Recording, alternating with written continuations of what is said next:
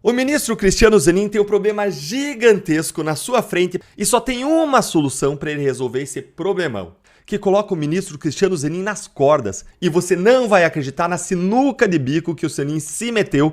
Zanin, agora então, segura o rojão, porque a coisa não vai ficar fácil para você. Olha aí. A gente abre essa edição do Agora CNN com mais uma provocação do entorno do presidente Donald Trump ao Brasil. O conselheiro de Trump, Jason Miller, usou as redes sociais para mandar um recado ao STF.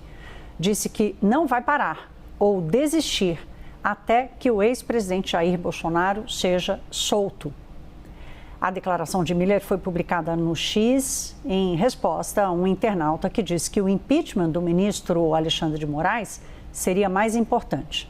O advogado de Donald Trump, Martin DeLuca, mandou um recado para Davi Alcolumbre depois de o presidente do Senado afirmar que não vai pautar o pedido de impeachment do ministro Alexandre de Moraes.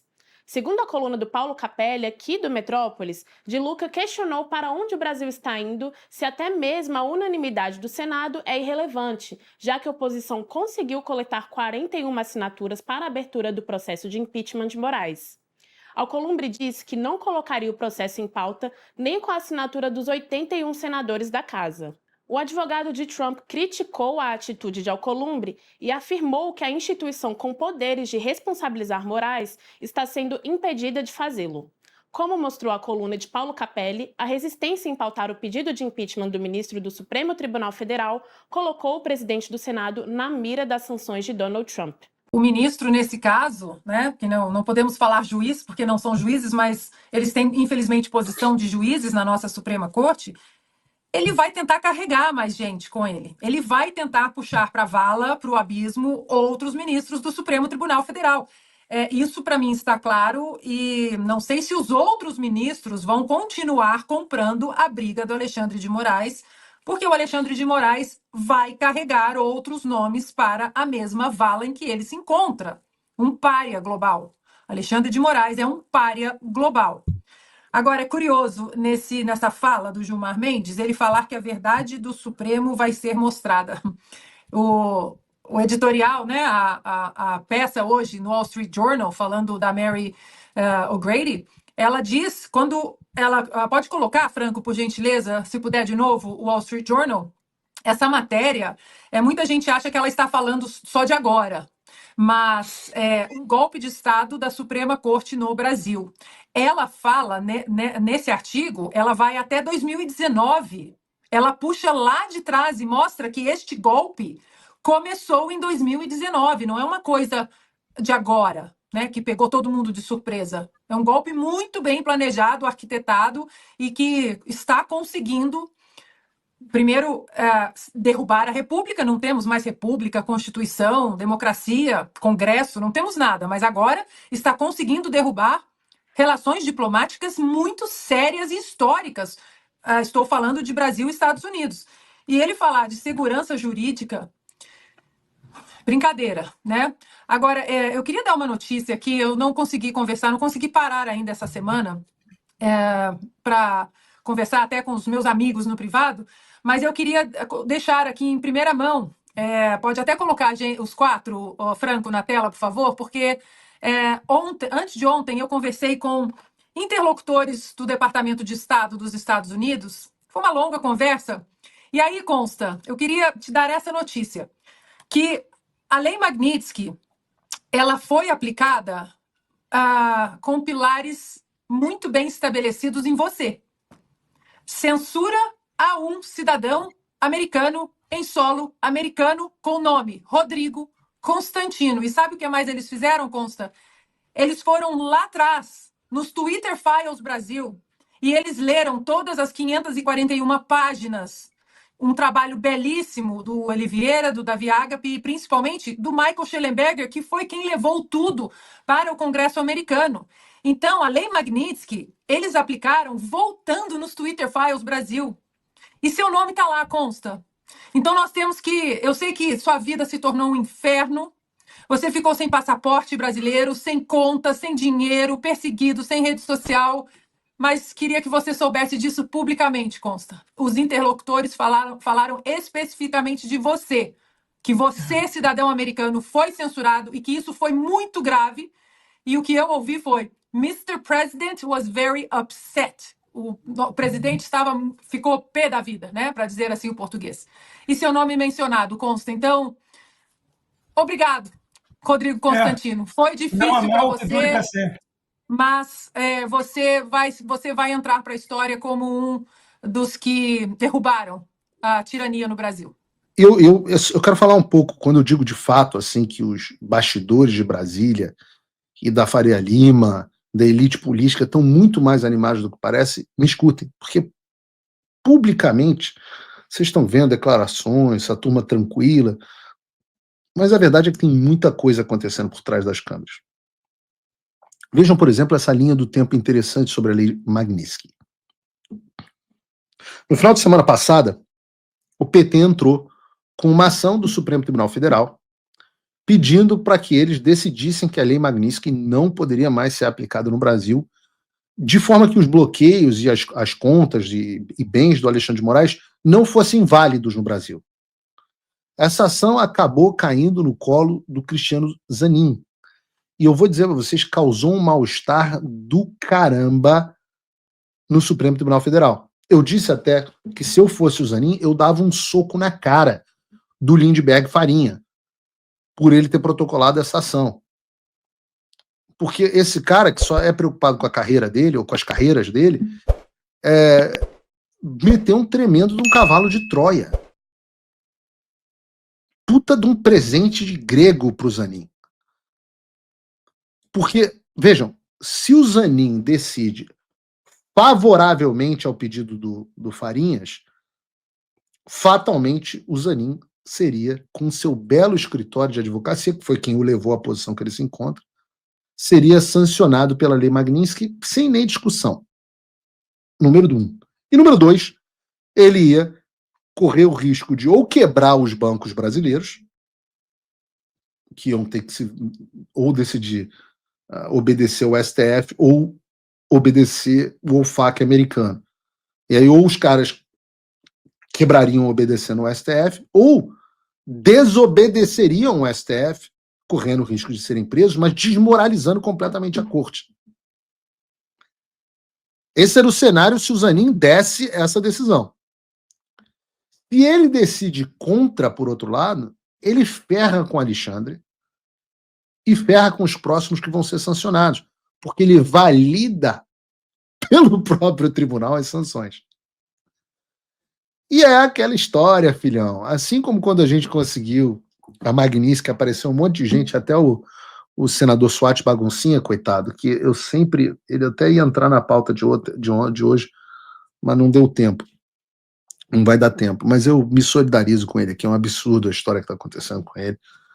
Ele é burro, louco, etc., mas ainda assim o que está acontecendo com ele é completamente absurdo. Então, filho feio aparece, filho bonito aparece um monte de pai, mas os filhos feios não têm pai. Tem mãe, que é o Lindbergh Farinhas, mas a paternidade ninguém quer assumir.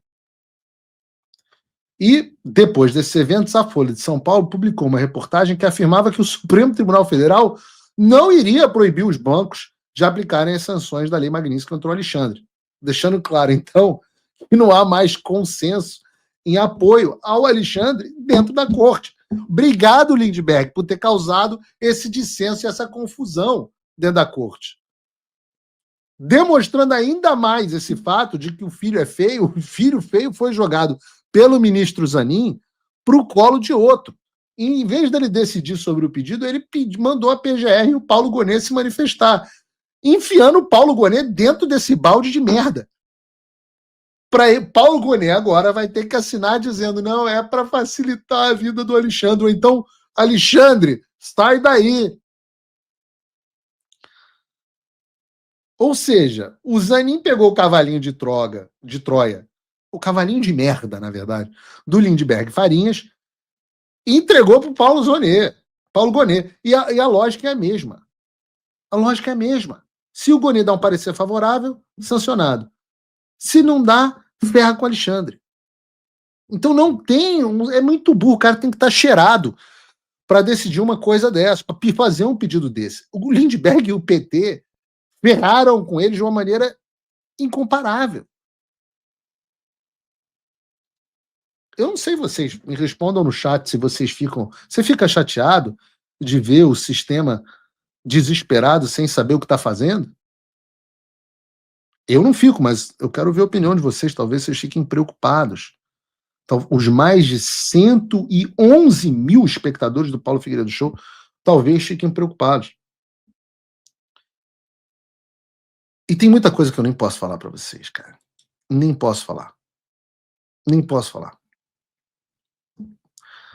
Muitos bastidores que chegam aqui a gente, eu posso dizer que tem aquela musiquinha, Bruno, pra gente, aquele funkzinho maneiro. Abrimos com forró hoje, mas temos...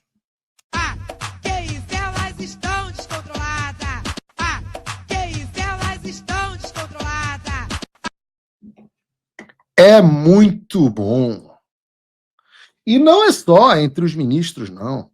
O Donald Trump é um gênio, porque ele conseguiu misturar todo mundo no balaio. É a classe produtiva, é o Supremo Tribunal Federal, é a classe política. Mas como é que será que anda a elite financeira? Os bancos, a Faria Lima. Meu amigo, digo para vocês que na Faria Lima o clima não está muito melhor, não. Eu digo que estão completamente perdidos. Já tem executivo grande de banco defendendo congelar tudo que o Alexandre tem no Brasil. Isso vai acontecer mais cedo ou mais tarde. Tá? O Ivan Martínez Vargas e a Thaís Barcelos trouxeram exatamente isso em uma reportagem de ontem do Globo. O título é: Bancos estudam como lidar com a aplicação da Lei Magnitsky nas contas de Moraes. Na reportagem, eles expõem a divisão atual entre os banqueiros mais poderosos do Brasil sobre o alcance da Lei Magnitsky. Aliás, João, traduz, por favor, essa reportagem para mim e manda um PDF, que eu quero mandar ela em inglês.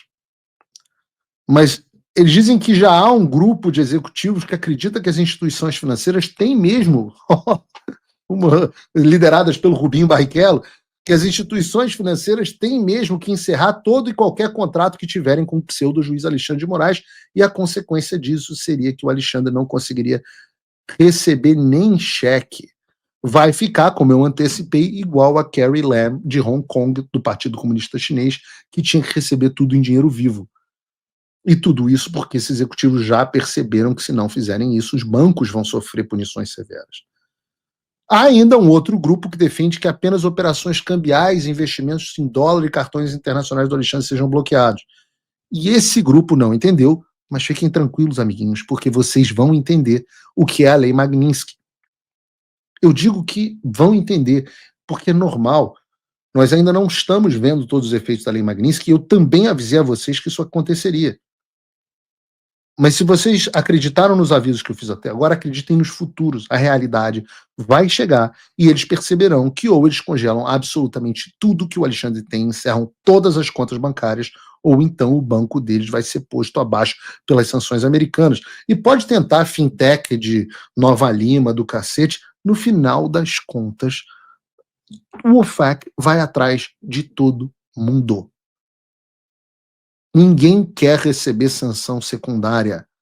Ah, mas o cara do OFAC, o cara da fintech de Nova Lima, que o Alan publicou, ele não tem sede nos Estados Unidos. Mas ele quer receber sanção secundária na pessoa física dele, porque se ele estiver ajudando um sancionado, ele está sujeito a isso. Há um processo, que é um processo de convencimento que está acontecendo. E veja, no final da semana passada, vários bancos procuraram quem? A FEBRABAN, para entender o alcance da Lei Magnitsky, que ninguém sabe o que fazer. E sabe qual foi o pronunciamento público deles? Está lá na reportagem do Globo. Procurada, a FEBRABAN disse que a todo tempo se reúne com seus bancos associados sobre temas que eles possam afetar o setor bancário, mas que sobre o caso da aplicação da Magnitsky não cabe à federação emitir recomendações sobre permissão ou vedação de transações bancárias.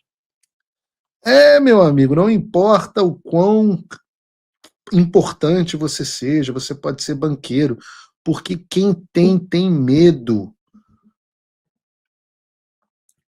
De acordo com o site da FEBRABAN, eles carregam com orgulho a responsabilidade de ser o principal representante do setor bancário no Brasil.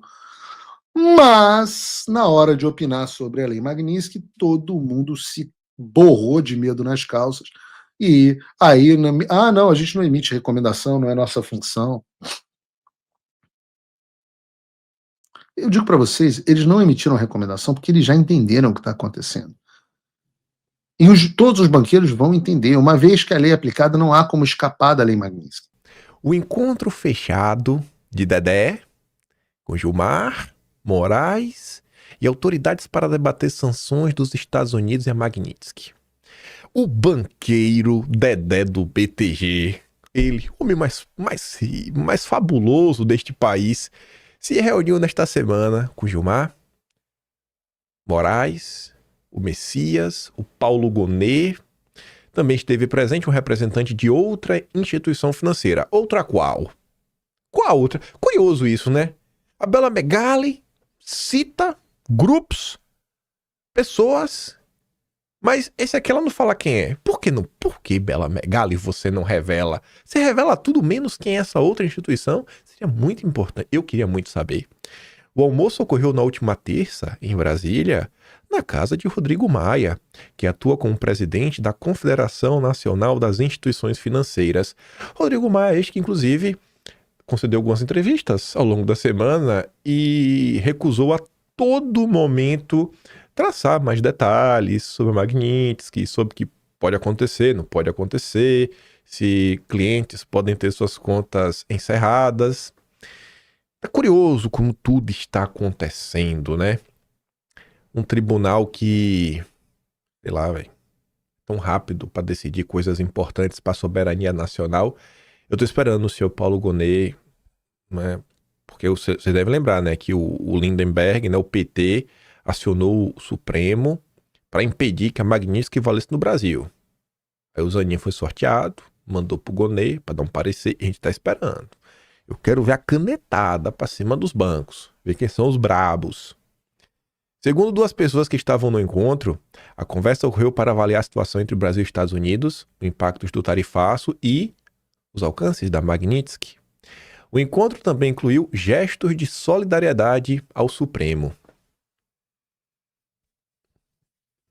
Não sei, aqui pra mim é aquela meio barrigada da Bela Megali pra falar que todo mundo é amigo, né? Não sei se o pessoal tá muito preocupado com isso, mas enfim. Gilmar e Dedé têm boa relação e costumam conversar com regularidade. Em sua passagem por Brasília, Dedé também teve uma agenda no Palácio do Planalto, mas não com Lula. Dedé se reuniu com o chefe de gabinete do Lula, Marco Aurélio Santana Ribeiro. Essa agenda a gente tinha comentado. Saiu lá no Metrópolis, no Yoga Gadelha. Foi quem comentou que o Dedé estava por Brasília. Então, assim, é muito difícil o Dedé ir para Brasília. Imagina, o cara sair da Faria Lima, do lugar mais charmoso do país, vai para Brasília só se encontrar com o chefe de gabinete do Lula, só para isso. E essa matéria do Yoga dele era muito curiosa, porque ele falava assim, ó, a coluna, a SECOM confirmou o encontro e ressaltou que em nenhum momento o Dedé e Marcola discutiram qualquer assunto relativo a ministro do Supremo à corte. Sabe? A matéria não conta o que discutiu, mas fez questão de falar, olha, a gente não falou nada de judiciário. Você vê como as coisas são meio estranhas? Eu fui olhar umas coisas que eu postei assim ao longo do mês de julho, né? Do tipo relembrar e viver. E o que eu falo pra vocês da importância, né, de conhecer os agentes políticos, politizar as pessoas, saber realmente o que se passa no país. Não é assim, cara. Você tem que assim olhar a situação de forma mais ampla, conhecer as pessoas pelo nome, porque você vê que a política, ela não é feita por, sei lá, esquerda, direita. Ela é feita por Bolsonaros, Lulas, né, Eduardos Bolsonaros, José Dirceus, botou assim no plural, falando, política é feita de pessoas. Pessoas fazem coisas. Pessoas tomam ações. E quando você pega o Brasil, você vê que a coisa bem que vai se repetindo, né? Dia 9 de julho eu falava, só um homem para salvar o Brasil nesse momento. Concorda, Ciro Nogueira? E aí o meme se torna verdade, né? Primeira vez que eu postei esse meme. Vá, Dedé, salve o Brasil. O homem é brabo, viu? 1000 banqueiros no Brasil, mas tem que ser o Dedé. Segundo a Globo, o empresariado começou a dialogar com quem precisa dialogar. A tropa do Dedé percebeu que não adianta fingir que não existe a componente política da crise institucional.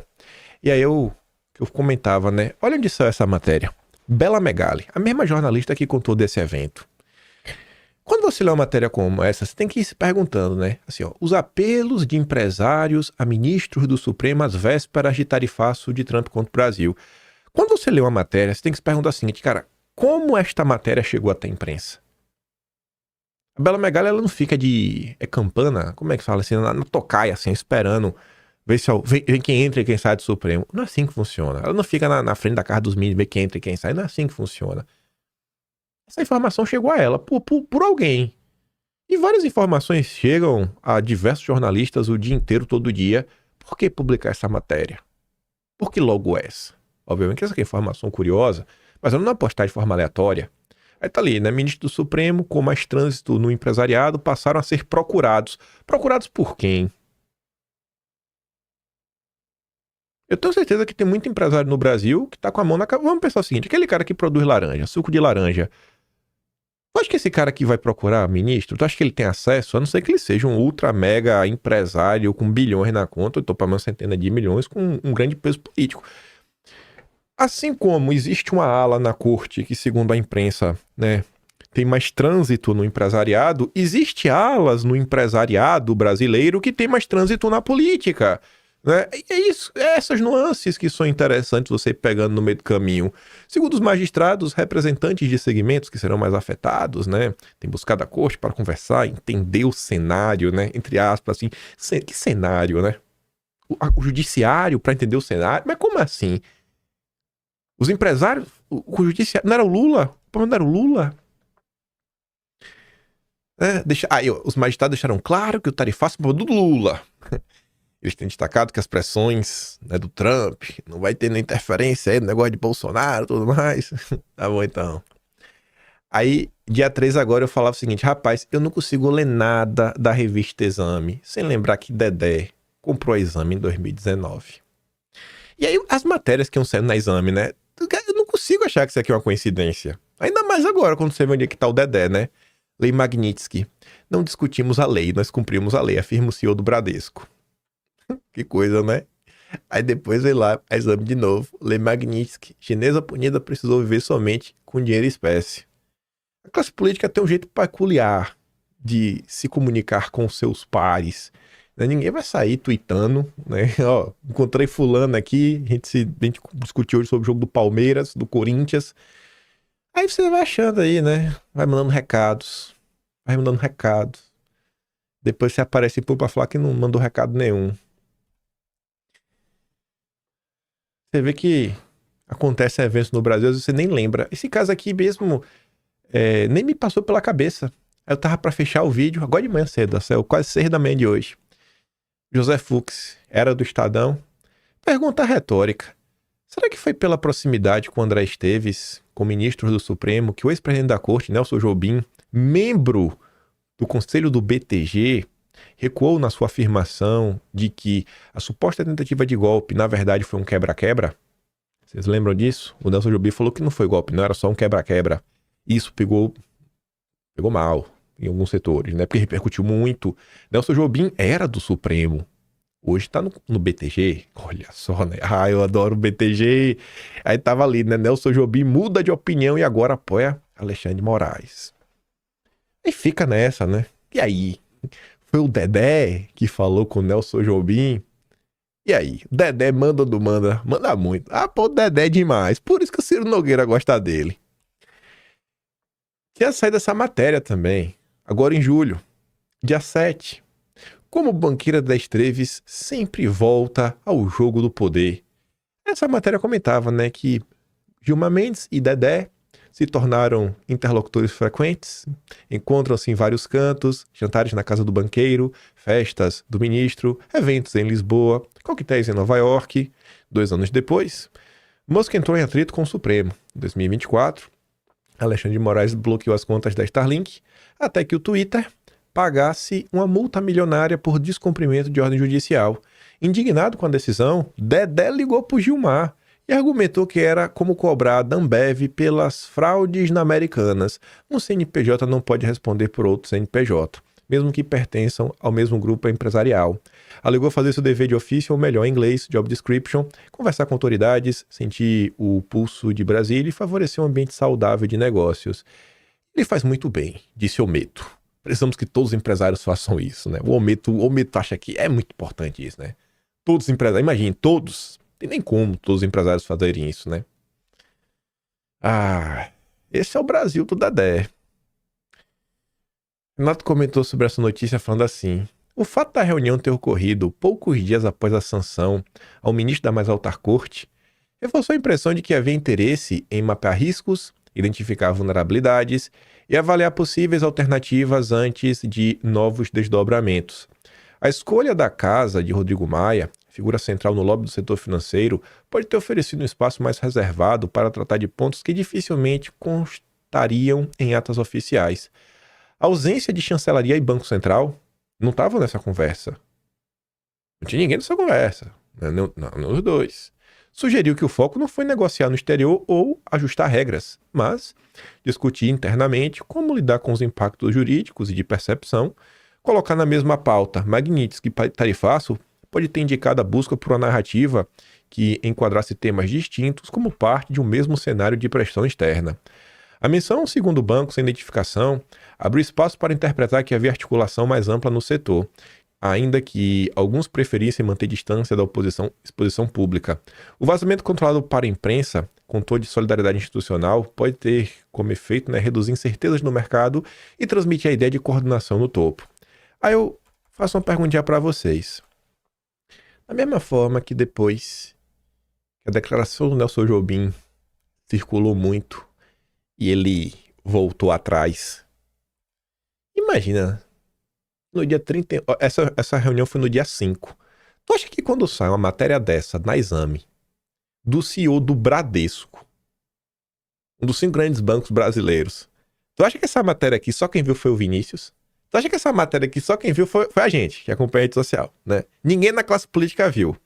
Ninguém em Brasília viu essa matéria. Ninguém sabe que Dedé é o dono da Exame. Ninguém sabe. Meu Deus, eu adoro como as coisas funcionam nesse Brasil, velho. Alguma coisa que eu queria mostrar pra vocês. Tem que mostrar assim, abrindo assim, deixa eu ver onde é que tá. Onde é que tá? Abri em algum lugar. Tá aqui, pera aí. Aqui, pronto, achei. Um segundo. Pronto.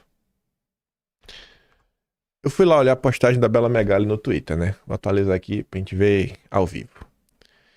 Aí o cara tá comentando, né? Super normal, André Esteves, já preso na Lava Jato, tem reuniões a portas fechadas, tudo dentro da normalidade democrática. Esse aqui tem cara, deixa eu ver, não, de direita. Esse é de direita. Mais inéditas. Aí você vê isso daqui, ó. Esse é o nosso Brasil. Quem é André Esteves? O pessoal não sabe quem é André Esteves, bicho. Que loucura. Mudança na editorial do Metrópolis vem aí. Cara, Bela Megali é do Globo. Na matéria não fala que Moraes estava na reunião. Que título é esse? Não fala. Que tá no primeiro parágrafo. André Esteves só defende interesse do mercado. Nada de bom para o povo brasileiro. Seria bom saber o que eles conversavam. Pois é, né? Seria muito bom. Todo mundo larga muito todo mundo. Dedé tá demais. Cadê? Diálogo entre Poder Judiciário e Poder Capital. Dedé foi avisar que entre o seu dinheiro e soltar a mão, né? É soltar a mão. Placas tectônicas. Políticas e mercados estão se movendo. Marcaram o portfólio do Alan. Grok, explique quem é André Esteves. Vai, Dedé. Nós acreditamos em você. Você vê que grande parte da população, velho, sequer consegue compreender a importância do nosso Dedé pro Brasil. As pessoas não conseguem valorizar um grande herói nacional. Aí pegando o gancho aqui, né, esses questionamentos sobre a imprensa brasileira, a Yara se faz uma pergunta que é muito importante, porque a única imprensa que noticiou esse encontro foi o blog esquerdista e a grande imprensa oficial se calou, porque o consórcio quis esconder esse encontro. Absolutamente nenhum veículo da grande imprensa noticiou que Galípolo teve um encontro fechado com o dono da Globo. O presidente do Banco Central, ninguém comentou. Ninguém comentou. Por que seu número 247? Em primeiro lugar, a esquerda ela não é unida. Por mais que o pessoal apoie o Lula, o pessoal faz muita crítica ao Galípolo, à política do Galípolo. E aí eles sempre fazem no tom que o Galípolo traiu o Lula, né? Como se o Lula não fosse o pai dos bancos. Então você olhar as coisas como um bloco monolítico, que todo mundo apoia as mesmas coisas, você acaba que você não vai entender realmente tudo que está acontecendo. E aí quando eu falo para vocês, gente, pega a imprensa nacional, quando você abre lá a coluna de política, desculpa, a coluna de economia, não fala dos problemas que você enfrenta, não, assim, no máximo vai falar talvez aí do preço da carne e tudo mais, muito mais para dar uma porrada no governo de plantão, porque é uma notícia que meio que viraliza, incomoda, e normalmente se você até analisar, fica isso na cabeça. Quando sai alguma notícia que preço da sua comida, específico a carne subiu, então cerveja, é sempre no momento que a imprensa está meio insatisfeita com Lula. Lula está aprontando alguma coisa na área econômica. O pessoal dá aquelas pancadas que é pro cara ficar assim ligeiro. Só sai isso. O restante é só notícia de macroeconomia que não tem nada a ver com o seu dia a dia. Economista dando mandar recado pro governo e criar o clima para manter a taxa de juros sempre elevada. É o padrão de Brasil. E aí você tem também, na mesma direção, o fato que os bancos são os maiores anunciantes de diversos portais da imprensa, quase todos eles basicamente, e você ainda tem outra questão que é ainda mais grave, que o noticiário de economia, os sites especializados em economia, tem uma estimativa quem fez, foi um levantamento quem fez, foi a revista Piauí, que 7 a cada 10 sites aí, nessa proporção, são de propriedade de instituições financeiras. Então, o chamado mercado é dono da imprensa de economia. Por isso que todas as vezes que vocês escutam, a opinião é sempre do Armínio Fraga, Melson Nóbrega, Helena Landau, Pércio Arida, as mesmas pessoas de sempre, o tempo todo, repetindo as mesmas coisas. Aí chegamos no comentário do Landau, o vice do Marco Rubio. Comentário muito curioso, duro. E é pela parte ali que eu deixei em roxo, fiquei pensando, Tá chamando o Lula para mesa de negociação, mas ele deixa claro um dos pontos que está na mesa de negociação. A separação dos poderes de um Estado é a maior garantia de liberdade já concebida pela humanidade. Nenhum poder, nem mesmo uma pessoa, pode acumular autoridade excessiva se for controlada pelos demais. Mas a separação formal não significa nada se um dos poderes tiver meios de intimidar os demais a abrir mão de suas prerrogativas constitucionais. Um poder que consegue pressionar os outros. O que está acontecendo agora no Brasil ressalta esse ponto. Um único ministro do Supremo usurpou poder ditatorial ao ameaçar líderes dos outros poderes ou suas famílias com detenção, prisão ou outras penalidades. Peraí. Ele está ameaçando líderes de outros poderes. Bom, você tem 3 poderes. Ele está falando do jurídico, então só tem o poder executivo e o poder legislativo. Líderes dos poderes, são 3 pessoas. Lula, Alcolumbre e Hugo Mota. Então a embaixada dos Estados Unidos, o Landau, na verdade, está falando que, em tese, ou a família do Lula, que não faz muito sentido, ou a do Alcolumbre e do Hugo Mota estão sendo ameaçados. Tiveram algumas operações aí policiais realmente nos últimos dias, nos últimos meses. Essa pessoa destruiu a relação histórica de proximidade entre Brasil e Estados Unidos, ao tentar, entre outras coisas, aplicar extraterritorialmente a lei brasileira para silenciar indivíduos e empresas em solo americano, a situação é sem precedentes e anômala justamente porque essa pessoa veste uma toga judicial. Aí você vê, eles... Falando, meu problema é esse, é com esse cara. E após deixar claro que o problema é esse, o Landau fala, sempre é possível negociar com líderes dos poderes executivos ou legislativos de um país. Eu aceito sentar na mesa com o Mota, o Alcolumbre e o Lula, mas não com um juiz que deve manter a aparência de que todas as suas ações são ditadas pela lei. Assim, nos encontramos em um beco sem saída. O usurpador se reveste do Estado de Direito enquanto os demais poderes afirmam estar impotentes para reagir. Se alguém conhecer um presente da história humana em que um único juiz, não eleito, tenha assumido o controle do destino de sua nação, por favor avise. Queremos restaurar nossa amizade histórica com a grande nação do Brasil. Lula, quero ser teu amigo, a gente conversa com você, a gente conversa com o Mota, a gente conversa com o Alcolumbre, mas tem uma coisa aqui pra gente é inegociável. E aí? O que esperar? O que esperar? Não sei. Eu não sei o que esperar. O que eu sei... Isso aqui não surpreende, né? Ruizão, essa sexta agora, resolveu falar da Magnitsky. O que é que vocês acham? Ele falou que é interferência na soberania brasileira. Ele falou que é injusto o que está acontecendo com o Bolsonaro. Que não existe violação de direitos humanos. Vamos ouvir. O Trump tá usando esse instrumento do imperialismo, que é a lei Magnitsky, e ele está usando isso daí de maneira adequada, porque o processo do Bolsonaro é um horror. O Trump está usando a Magnitsky de maneira adequada, porque esse processo contra Bolsonaro é um horror. Rapaz. Sério, eu gosto do Rizão, de coração mesmo, sem piada. Eu acho a posição dele, sabe, assim, muito... Não é questão só de ser coerente. Ele não é do Brasil 247. E o Brasil 247 é conhecido como a casa do PT. E ele é um cara declaradamente de esquerda, trotskista, não abre mão disso. E você tá na esquerda, né? Tá no Brasil 247 e você chegar lá, bater no peito e falar: eu acho que o que estão fazendo com o Bolsonaro é errado. Você falar, sabe, sem medo de cancelamento, sem medo de nada. Você defender o seu aliado é fácil. Você defender o seu adversário, né? Não sei se vai tratar com o inimigo.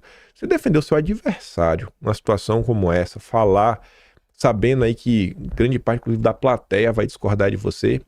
Isso é pra poucos, viu? Isso realmente é pra muito poucos. Me pergunto se eu faria isso, né? Se fosse a turma da esquerda. Me pergunto mesmo.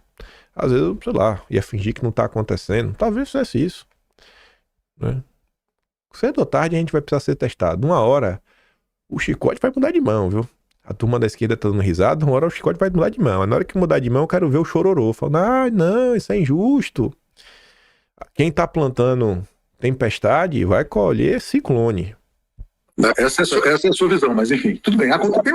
Tem muita gente, na verdade, Rui, agora aparecendo na mídia, em vários veículos, quer dizer, questionando eventuais abusos aqui e acolá. E o ponto que é importante é o seguinte, quer dizer, a mídia brasileira ela não estava abrindo espaço para contestação, né? E liga até você ser chamado na Rede Globo daqui a pouco para falar. Quer dizer, tem uma clara inflexão dos meios de comunicação, né? Você percebe que o Atush é 100% Lula, né? Não, supostamente aí tem violações, supostamente.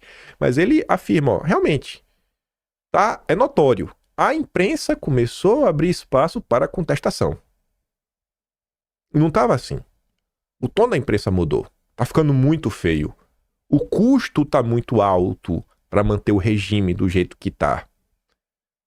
Ninguém vai querer perder nem um pedacinho da unha, nem um anel, quem sabe um dedo. Um dedo. Tem 10 na mão, mais os 10 no pé. Não sei se você percebeu isso de 10 dias para cá, mais ou menos. Sim, eu tenho percebido. Até um pouquinho mais. Eu tenho percebido que eles estão dando uma guinada gradual em direção à crítica do STF, né?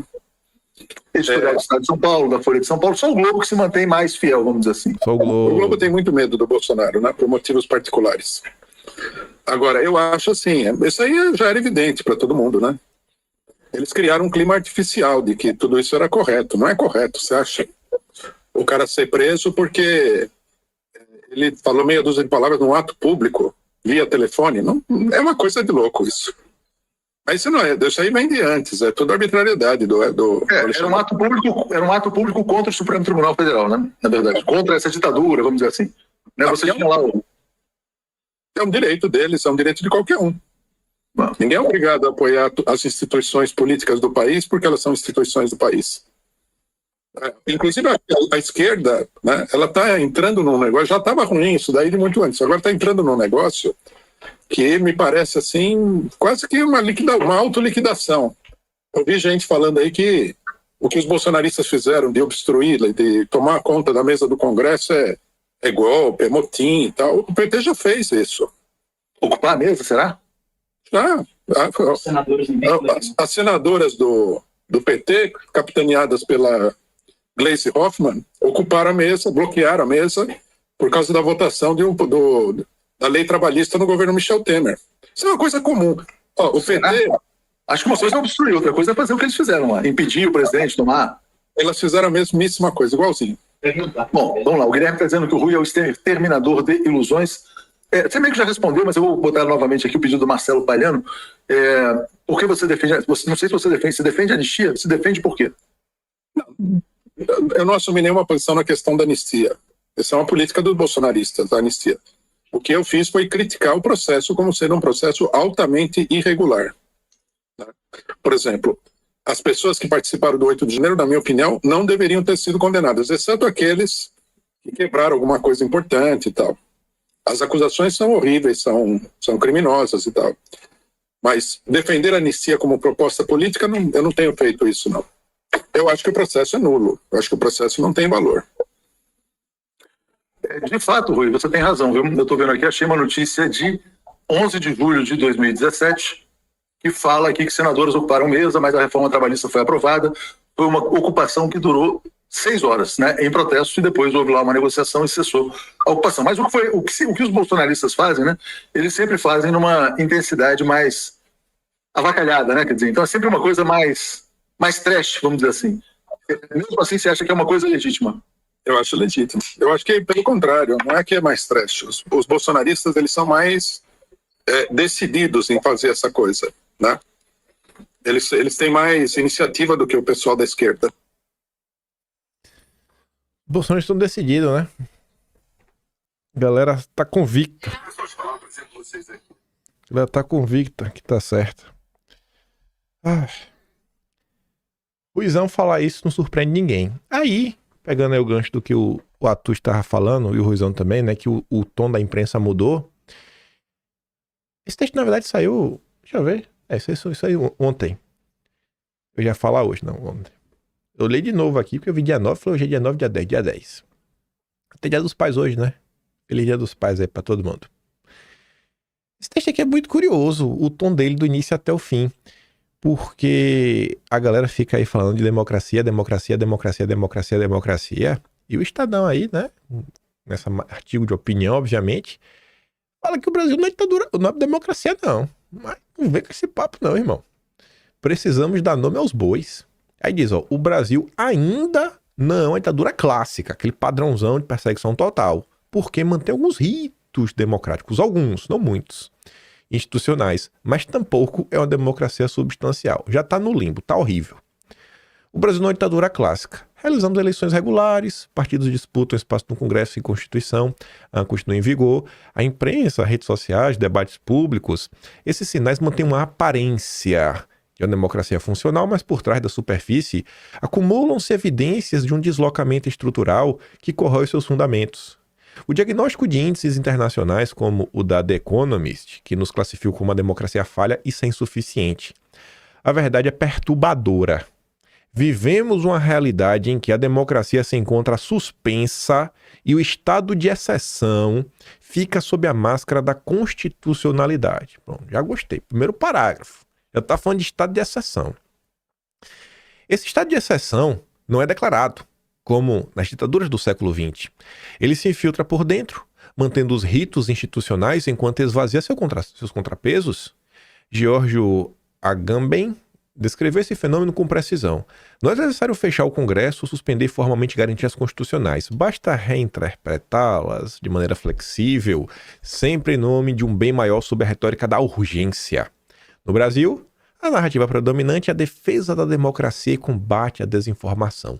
Vale tudo, você reinterpreta tudo para proteger os brasileiros, né, dos antidemocratas e dos desinformantes. Sob esse pretexto, mecanismos de controle do poder são relativizados e direitos fundamentais se tornam variáveis interpretativas. O Supremo, concebido como guardião da Constituição, transformou-se em protagonista político sem freios efetivos. A Corte investiga, acusa, julga, em inquéritos que se arrastam por anos, sem prazo, sem objeto delimitado, sem transparência. Esse padrão não é episódico, aconteceu ali não, virou estrutural. Decisões monocráticas suspendem leis aprovadas pelo Legislativo, interferem em políticas do Executivo e redesenham regras orçamentárias. A suspensão do decreto legislativo, que sustava a elevação do IOF, ilustra a apropriação de competências sem respaldo popular. O mesmo ocorre com direitos fundamentais. A decisão que proibiu Bolsonaro de conceder entrevistas sob pena de prisão em 21 de julho vai além da figura do ex-presidente, fere a própria imprensa. A indiferença diante da medida revela uma cegueira personalista. Princípios cedem à antipatia pelo personagem. Mas se fosse outro nome, se não fosse Bolsonaro, a reação seria a mesma? Se essa medida fosse contra, sei lá, o Lula, o Dirceu, algum petista, alguém do PSOL? Não é um fenômeno isolado. Em 2019, a censura à Cruzoé marcou o retorno da mordaça judicial. Em 2024, o bloqueio do Twitter, seguido de multas por uso de VPNs, abriu caminho para a derrubada do artigo 19 do Marco Civil da Internet, impondo às plataformas o papel de setor privado. O bloqueio das contas da Starlink, com base em interpretação extensiva do conceito de grupo econômico, mostrou até onde a lei pode ser esticada. Os avanços contra dissidentes resultaram em bloqueios de diversos perfis ligados à oposição, mas alcançaram também dissidência à esquerda, como o PCO, silenciado sob o mesmo pretexto de combate à desinformação. A erosão da accountability reforça esse quadro. Quando eu li isso aqui, esse parágrafo, eu só consegui pensar no Renato, que eu sempre trago em vídeo. Que o Renato sempre fala, né, que quando o risco vira, sei lá, a norma, né, cresce, né, a percepção e cresce o custo, né, de investir no Brasil. Ninguém quer. E o Brasil começa a ficar cada vez mais mal visto e sempre sendo aí deixado de lado. Enfim, ele fala decisões sigilosas, inquéritos opacos e eventos como o Fórum Jurídico de Lisboa expõe um poder sem contrapesos. Ministros dão entrevistas, interagem com políticos e empresários processados na própria corte sem qualquer decoro. Enquanto isso, o Legislativo atua acuado, parlamentares são alvo de buscas e prisões e medidas cautelares, qualquer tentativa de discutir impeachment se tornou risco político. Oi! Curioso, né? É a matéria da Isto É, falando como é o processo de impeachment, o pessoal aqui falando de impeachment. Será que a próxima matéria da Globo, que é para mim mais surpreendente no final de semana, também fala de impeachment? Não por acaso, os parlamentares buscam o fim do foro privilegiado que os mantém reféns do Supremo. Não é por acaso, né? Tá bom. Não se trata de ignorar sinalizações autoritárias, como pedidos por intervenção militar, mas meios importam tanto quanto fins. Democracias não se protegem abolindo seus próprios fundamentos. Quando um poder concentra funções normativas, executivas e punitivas, decide com base em narrativas emergenciais e atua sem controle, o Estado de Direito deixa de ser previsível para se tornar arbitrário. O Brasil ainda não é ditadura clássica, porque mantém alguns ritos, né, democráticos e institucionais, mas tampouco é uma democracia substancial.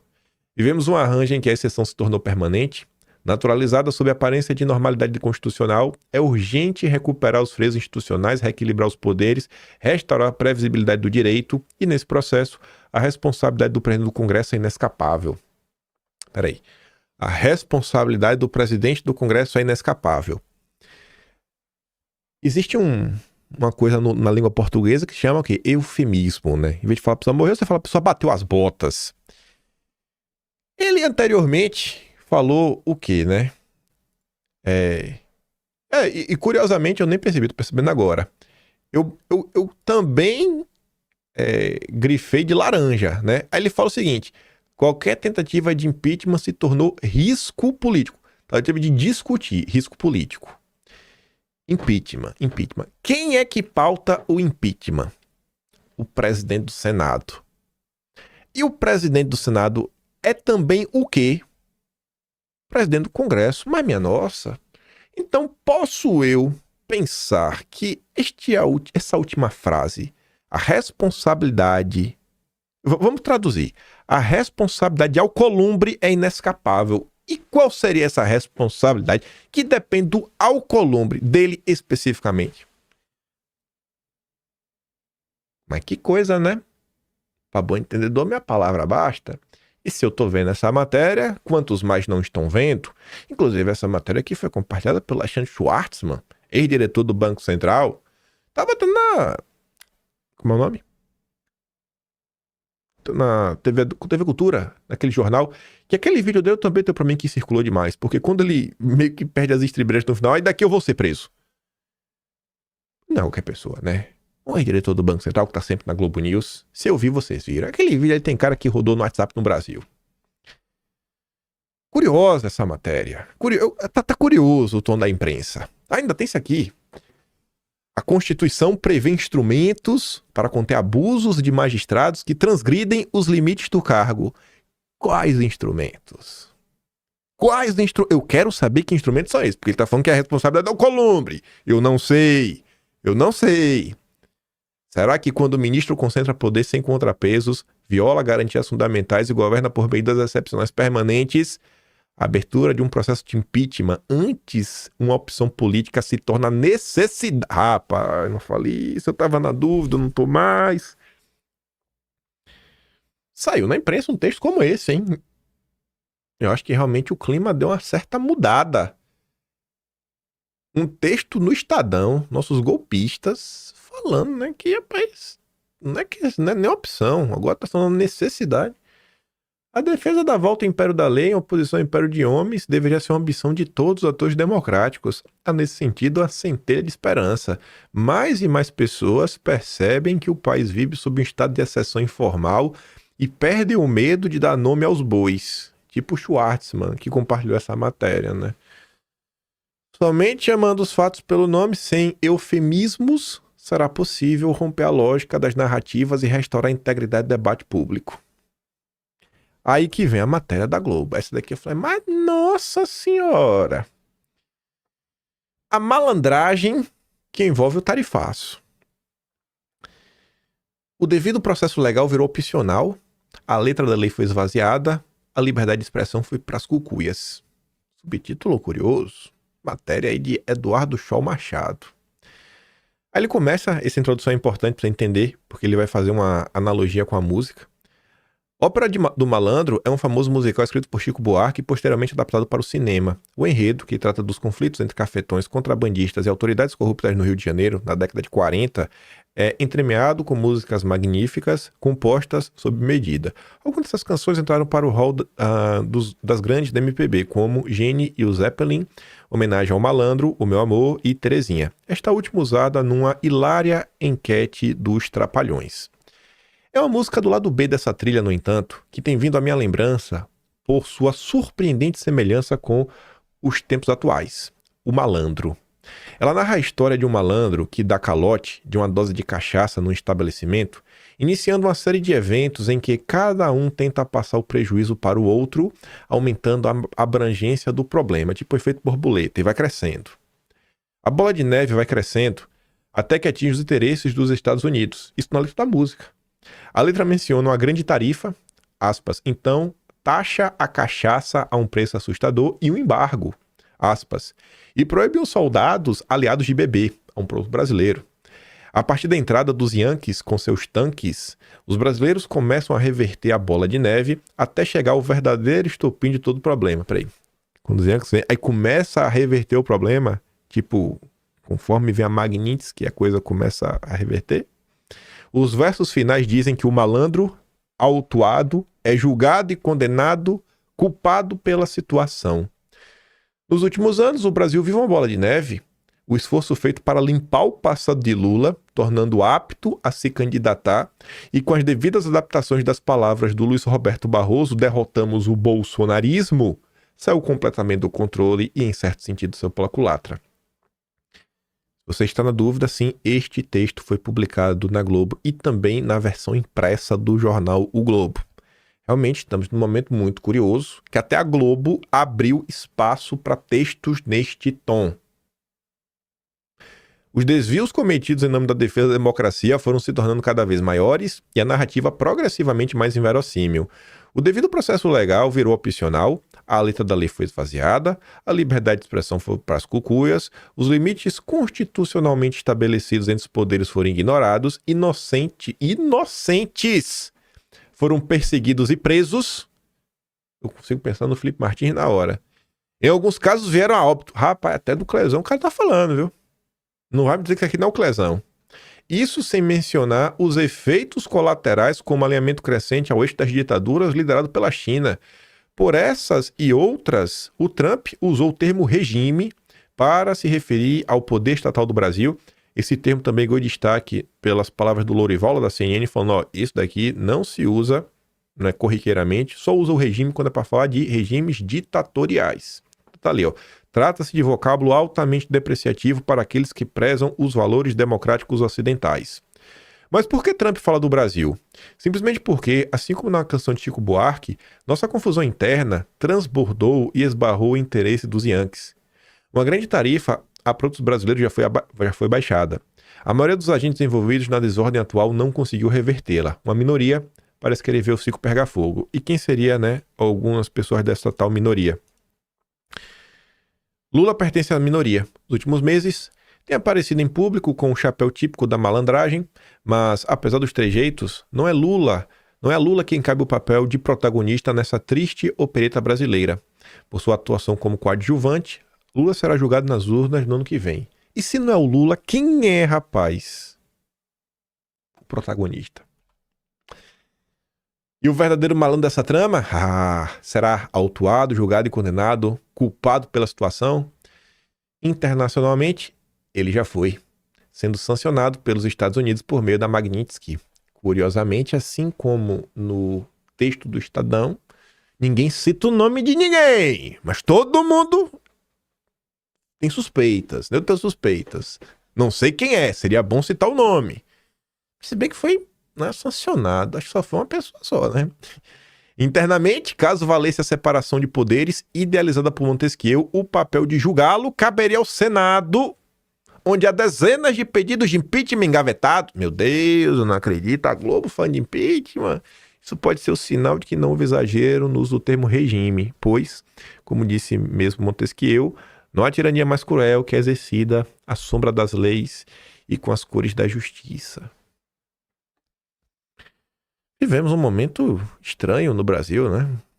Textos que parece até que estão sendo publicados, textos oriundos de blogs da extrema-direita bolsonarista, super direitosa, mega blaster conservadora. Rapaz, esse é o Brasil, né?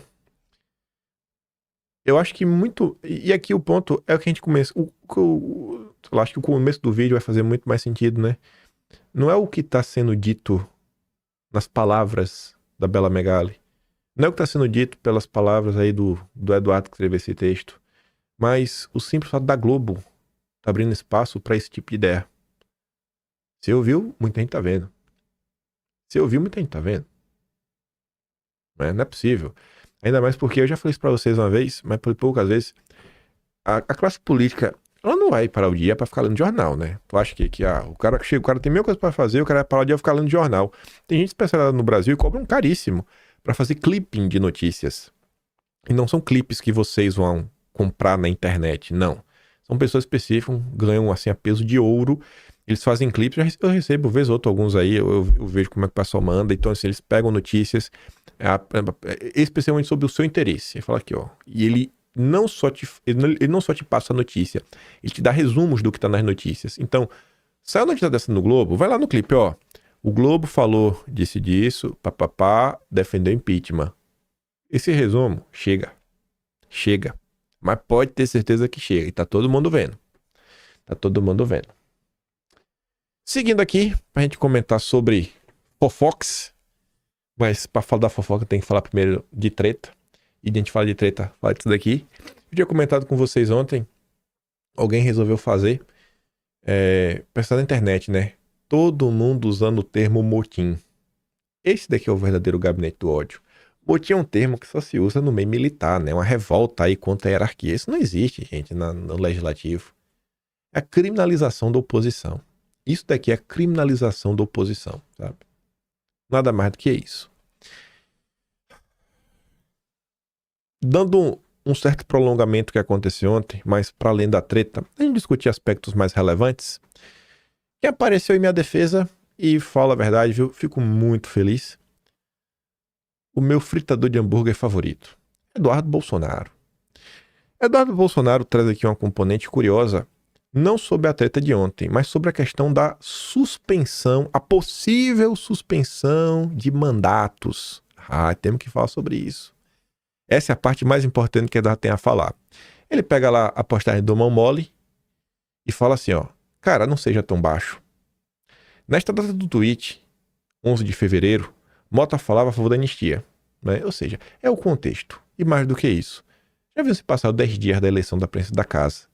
E ainda dá uma ideia assim que pessoas apoiam o Hugo Mota. Cara, ninguém apoia o Hugo Mota. Quem apoia deixa de apoiar para se eleger são deputados. São parlamentares que têm voto da Câmara.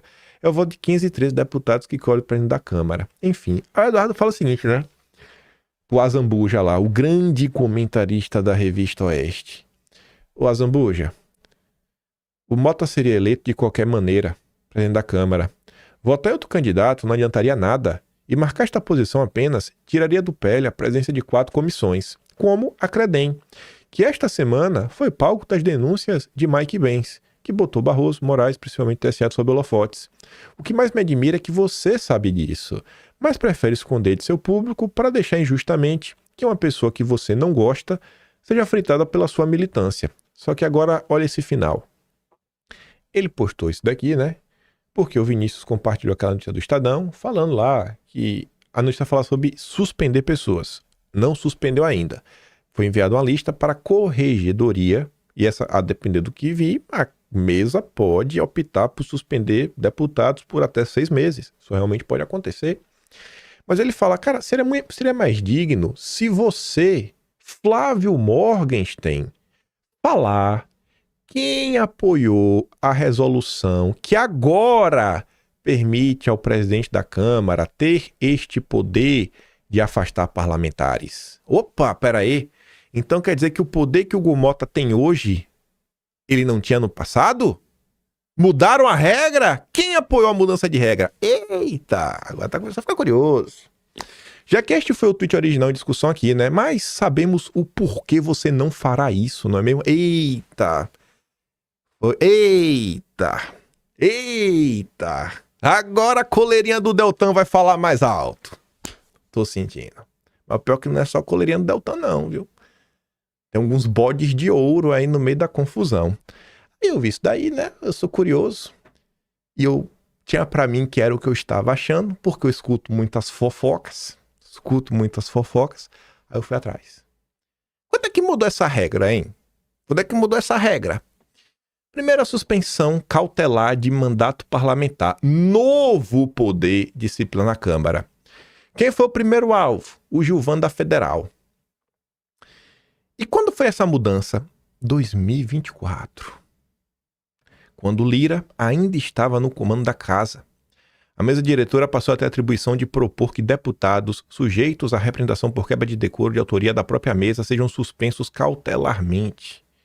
Aí você vê, né, artigo bonitinho com citação, resolução número 11 de 2024. Lá fui eu atrás da resolução 11 de 2024. Site oficial da Câmara. A resolução 11 mudou, né, dentro do PRC 32/2024. Você vê aqui, ó. Altera o regimento interno da Câmara dos Deputados para dispor sobre medida cautelar de suspensão do exercício do mandato parlamentar. Como foi a votação disso daqui, hein? A turma que prefere perder de pé do que ganhar de 4 votou como? Vejam que foram 400 votos a favor de mudar a regra para dar superpoderes à mesa, 29 pessoas contra, uma abstenção. E um artigo 17. Artigo 17 é o Lira, não vota, presidente da casa. Quem foi a abstenção, eu já falo. É o Sabugosa. O Sabugosa lavou as mãos. A Sabugosa, eu não aguento. Orientação dos partidos. Todos orientaram para votar sim. Todos. Inclusive o PL. O Partido Novo não só orientou para votar sim, como todos votaram a favor. Inclusive o Marcel Van Hatten, que é um dos alvos. Pá! Tem que pegar aquele som do Beto Carreiro. Pá! É a chicotada do Deltan Dallagnol, em quem ele botou a coleirinha. Porque eu sabia mais ou menos dessa confusão. Eu grifei um nome aqui. Mário Frias. Ano passado, rapaz, quando teve essa confusão, isso tava na minha cabeça. Eu falei, cara, será que foi aquilo ali? Porque eu lembro que tinha tido uma certa mudança aí. Tava pra ter. Eu lembro que eu tava conversando com o Mário Frias, ligou pra mim. Não sei se foi nesse momento, mas eu vi a história da boca do Mário Frias. E aí o Mário tava contando, às vezes, sabe, a falta de tato e de experiência da turma aí da direita em determinadas questões. E aí eu lembro que o Mário também falou assim, da arrogância de alguns, e ele falou especificamente de uma votação que teve uma pessoa... Se o Mário quiser, o Mário fala quem é. Meteu o dedo na cara. Quem votar contra, eu vou expor. Porque eu sou brabo. Porque eu sou o rei do engajamento, eu vou expor. O Mário fez, vou votar não, e votou não. Esses foram os únicos deputados do PL que votaram contra essa alteração que deu superpoderes para a mesa. Só esses votaram contra. Eduardo Bolsonaro tá aqui, ó. Eduardo Bolsonaro não foi a favor da superpoderes pro Hugo Mota. Agora o Hugo Mota antes era o Lira. Gustavo Gaia não foi. O Gilvan da Federal foi o primeiro a ser punido. E ele votou não. O Gilvan sabia que ia rodar. Você sabia, não era, Gilvan? Olha o Polon. O Polon também votou não. Carol de Tony também votou não. Aí você fala, nossa, mas tem um deputado que eu gosto que não tá aí. Pois é, né? Votaram sim. Enfim. Espero que um dia o Mário Frias se sinta confortável para contar os bastidores disso daí, sabe? Eu não tava lá, né, nessa reunião para dividir a direita, então eu não vou falar, eu não vou dividir a direita já que eu não tava lá. Mas tomara que o Mário Frias aparecer para dividir a direita. Contar aí uns pormenores do que acontece. Porque é muito fácil gritar, falar, meu Deus, olha lá, vai ter todo mundo suspenso. Vai ser um suspenso, né? Mas quem foi que criou esse superpoder? Criou por quê? Quem foi que apoiou, né? Porque não é só o voto sim, teve também o apoio, né? Agora, o que é que tinha acontecido que motivou isso daí? Tem horas que eu entendo, velho, porque o Mário Frias, você vê que ele veio a versão Novo Testamento, tava demais. E ele puxou o freio. Porque você vai falando assim as coisas e é tipo a própria imprensa, o próprio judiciário, né? Você não vai ficar falando mal do seu colega, você tem que dar uma ideia que tem uma certa unidade. Se você começa a expor tudo que tá acontecendo, os seguidores seus primeiros vão falar, resolvam no privado, é momento de união. Cara, a turma já tentou resolver no privado, mas se tá no público é porque não tá resolvendo. Aí você fica, mas foi essa votação aqui mesmo, cara? Só esse pessoal que votou contra? Matéria da Globo da época, ó. Veja como votou cada deputado em sessão sobre o projeto que dá Lira poder de propor afastamento do deputado Brigão. Só 29 contrários. E tá ali, ó. Entre os que votaram contra, tá o Gustavo Gaia e Eduardo Bolsonaro. Turma sabia que esse negócio ia dar ruim, né? Sabia que ia dar ruim. Mesmo com a orientação do PL voltar a favor, rapaz, não voltar a favor dessa porcaria não, velho. Isso aí vai dar errado. Vai dar errado mesmo, né, Eduardo? Bem que tu sabia, bem que o Gustavo Gaia sabia, bem que o Gilvan da Federal sabia. Eu entendo demais se o Mário Frias não quiser contar essa história, sabe? Você às vezes bater de frente e o povo ficar te chamando de safado, o povo falar que você não aceita quem critica Bolsonaro, que faz críticas construtivas, sabe? Tem hora que cansa mesmo. Tem hora que cansa, Mário, eu entendo. Às vezes é meio inglória essa confusão. Eu gosto da treta, eu gosto. Aí aproveitar, né? Não é todo dia que eu vejo um colega de profissão sentindo as minhas dores. Vê só isso aqui. Paulo Figueiredo. Vale um pouco para aqueles que... Teve deputado que ficou falando assim, para que serve comissão? Presidência de comissão não serve para nada. Presidente de comissão não serve para nada? Tá aí, pô. Você vai achar o fio da meada da interferência americana na eleição brasileira? Eu pergunto, ministro Alexandre de Moraes, como é que é aquela história de que não somos mais colônia? Como é que é aquela história de não somos mais colônia? Exceto quando a USAID bancava o teu trabalho. Ou seja, 11h59, vem em mim, Joe Biden, vem em mim dinheiro americano para financiar a minha censura. Me ensinem a censurar. 00:01, não somos mais colônia. Vamos puxar esse fio da meada. E cadê os deputados que diziam que não valia a pena, que a presidência da Câmara não importava, que era melhor não fazer, que era melhor não apoiar o Mota, porque não sei o quê. Amanhã a gente vai falar sobre anistia. Porque não vai dar tempo de falar hoje. Mas tá aí. Disso a gente pega um relatório, do relatório a gente leva nos Estados Unidos, nos Estados Unidos a gente consubstancia os pedidos que a gente vem fazendo. Muito bom. E ainda aprovaram, eu acho que a gente não tem mídia aqui para isso, mas aprovaram uma moção de apoio ao deputado Eduardo Bolsonaro. Que coisa linda. Que coisa linda. Olha, quando tem que criticar, critica. Quando tem que dar os parabéns, parabéns. deputados, Felipe Barros, Sóstenes e os demais que participaram desse processo. Você viu o que ele falou, né? Aí você vai... Gente, uma coisa é... Mike Pence nos Estados Unidos publica a notícia. Publicou a notícia.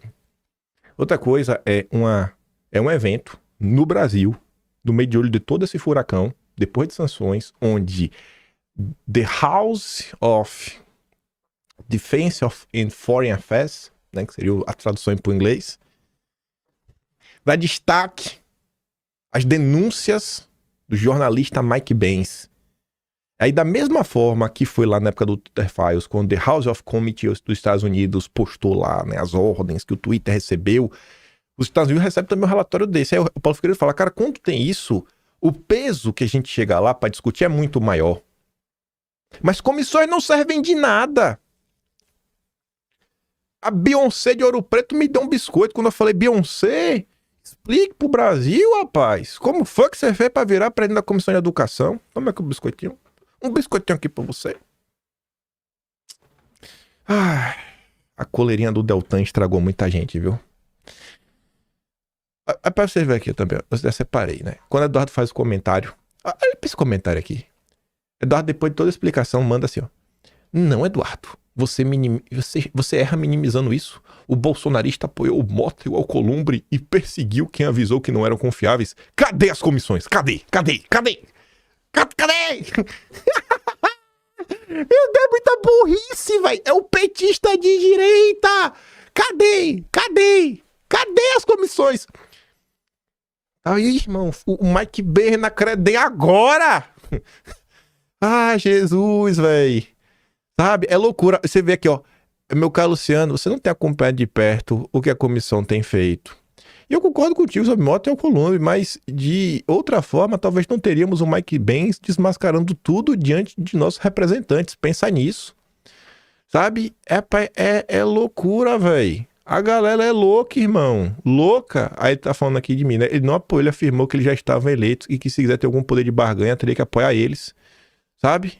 É loucura, velho. É loucura. É o perder de pé pra ganhar de 4, velho. Sabe? É surreal, irmão. É surreal. O povo é louco. Aí eu pergunto pra vocês. Se os grandes bastiões do jornalismo da direita, sabe? Que sentam lá nas grandes bancadas dos seus grandes veículos, explicassem pras pessoas, pô, como é que a coisa funciona. Será, pô, que o povo ia ter esse tipo de opinião? Tá aí o Paulo Figueiredo comentando. Se mais pessoas tivessem comentado lá ao longo do processo. Se a classe política, sabe? Mas na hora de vir a união da direita, para algum candidato aí que a turma quer, aí todo mundo quer falar de união da direita.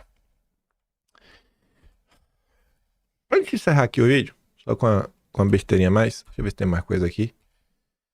Teria o próximo comentário, mas a gente comenta depois. O Mafia ontem escreveu um texto que eu achei curioso. Que até usei o termo, tá ali no texto, quando eu usei esse termo naquele texto do Globo de propósito, né, efeito borboleta, o cara tá falando de bola de neve. O Mafinha comenta assim, ó. Vou contar uma história pra você no estilo efeito borboleta.